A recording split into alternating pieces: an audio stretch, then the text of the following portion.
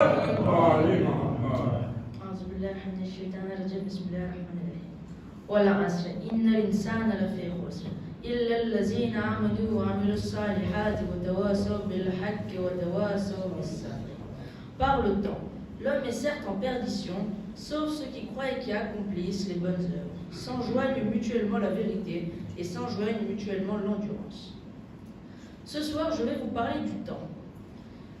Je me suis inspiré du majalis de Cheikh Ali Abbas Badoulalier qui parle de la valeur du temps.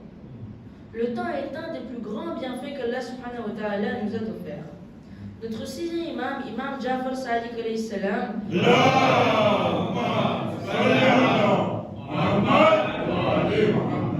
dit dans une tradition que chaque personne aura le jour du jugement à sa disposition 24 boîtes. Chaque boîte correspondant à chaque heure de la journée.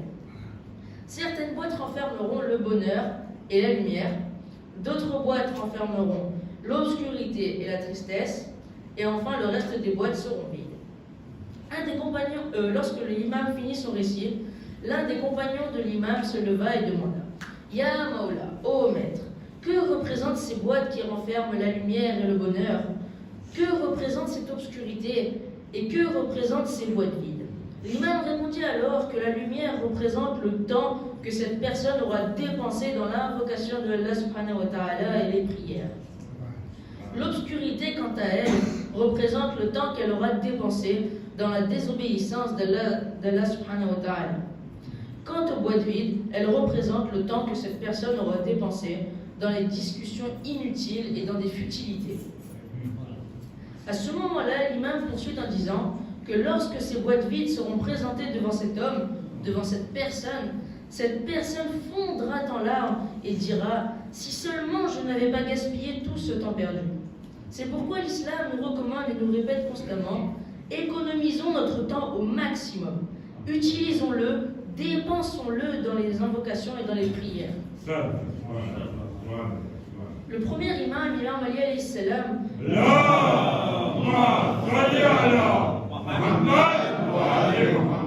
nous apprend à diviser notre temps. Il dit Lil mu'min salatu sahat. Une personne croyante doit diviser son temps en trois parties. Tout d'abord, un temps dans lequel il invoque et prie Allah subhanahu wa ta'ala. Deuxièmement, un temps dans lequel il se repose et passe du bon temps, un bon moment avec sa famille. Troisièmement, un temps dans lequel il recherche sa subsistance. Mais malheureusement, comme dit le verset 2 de la sourate Al-Asr, l'homme est certes en perdition.